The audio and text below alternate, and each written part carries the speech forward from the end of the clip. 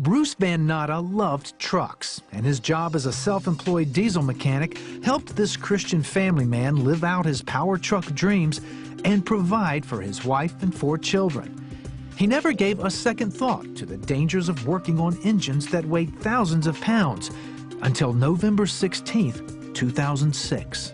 I was working on a Peterbilt logging truck about an hour from our home, and the guy that I was working with that day, the driver of the truck, asked me if I would look and try and diagnose one more problem, one more leak before I left. So if you can picture one of these great big Peterbilt trucks, here's the front bumper, and I slipped underneath that great big chrome bumper feet first, and he had the front axle jacked up in the air and the passenger side wheel removed. The axle is going right across my chest at this point, maybe an inch or 2 above my chest. Then just as Bruce slipped under the truck, the 20-ton capacity jack holding up the truck shot out from its position. And this 10,000, 12,000 pounds of weight that is on these 2 front wheels on this axle came down across my midsection, basically like a blunt guillotine, and just crushed me in half. Blood had splattered the inside of my throat, the back of my throat when it fell. And I could see that there was less than an inch of airspace between the bottom of the axle and the cement. So I knew that I was thinner than my body was thinner than an inch. The man jacked the truck up off of me. I begged him to get me out from underneath the truck. He didn't want to because he could tell that I had to have a broken back, and I did. My vertebrae in my back were cracked the width of the axle. It was the most incredible pain you can think of. I've never felt any kind of pain like that. The very next thing it is, I just called out, "Lord, help me." I called it out twice, "Lord, help me." Instantly, all of the pain left Bruce's body. At that point, I went unconscious. My spirit left my body, floated up into the ceiling, and now my spirit is looking down on the accident scene from above. The man I've been working with was on his knees above my body. He's talking, I can hear him talking. He's saying things like, I'm sorry. But on each side of him, also on their knees, was a huge angel. Their heads stuck up at least this much taller than his head. So if you would have stood them up, they would have had to been like 8 feet tall. They did not have wings. They were just very broad shoulders. Again, between the 2 angels and him, it took up the whole front of this truck. There was a bright light shining around each one of them. They were matching bookends. They looked identical. They just had their arms underneath the truck, not holding the truck up, but had their arms angled in towards my body. There was no pain. In fact, just peace. And I can't even describe, words can't describe the peace that I felt in the ceiling. Bruce knew he had a serious choice to make. I was definitely on the verge of life and death. There were 2 voices, thoughts in my head. One was, shut your eyes, give up and die, and you're just gonna go to heaven anyway. It was very loud. There was another voice in my head, thought, much quieter, more of a whisper, and that one said, if you want to live, you're gonna have to fight, and it's gonna be a hard fight. And next thing I knew, my spirit went back down into my body like that, just like a shot.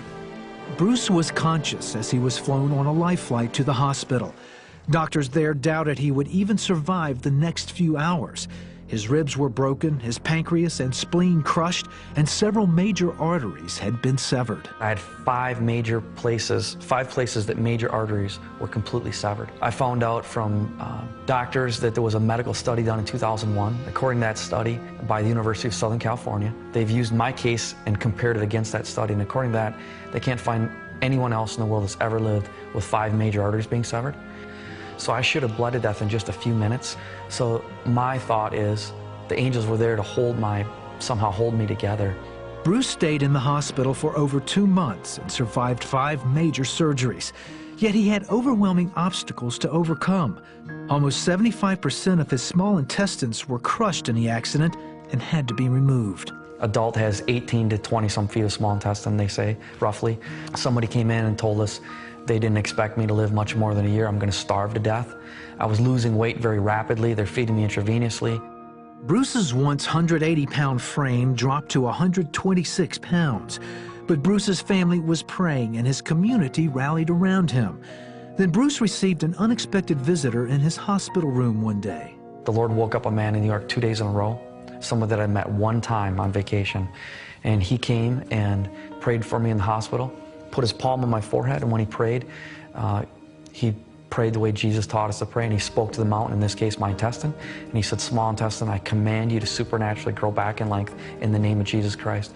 And when he did, it felt like 220 volts came out of his palm into my forehead, right into my body, and I could feel my intestines moving around and going up and down. After a long 9 months of surgeries and hospital stays, Bruce was eventually able to feed himself, and he gained weight, all the way up to 170 pounds. When he returned for testing, radiology reports and doctors confirmed that he had almost 9 feet of small intestine. His intestines had doubled in length. When they test me, they say that the intestines that the Lord gave me back work twice as good as normal. Even though I don't have my full amount, he gave me several feet back. Even though it's half as much, they absorb the vitamins, the minerals, the nutrients that I eat into my body normally. Over and over, the Lord kept confounding the doctors from the point of them saying that I shouldn't have lived, I should have bled to death, to my intestines miraculously coming back. Over and over, God was showing that miracles are happening. My pancreas rejuvenated by itself, my spleen rejuvenated by itself. Miracle after miracle after miracle. God just kept showing up and showing himself very real and strong, that he is the miracle worker. Today, through their organization, Sweetbread Ministries, Bruce and his family travel together to talk about supernatural healing. Bruce has also written a book called Saved by Angels. Miracle after miracle after miracle. It's exciting to just see what God is doing in people's lives today, and that he is alive and well, and he wants to reach people at their point of need. And so we've got a God that loves us more than we can ever imagine, and he pours out his love on us in such an amazing way that it's undescribable.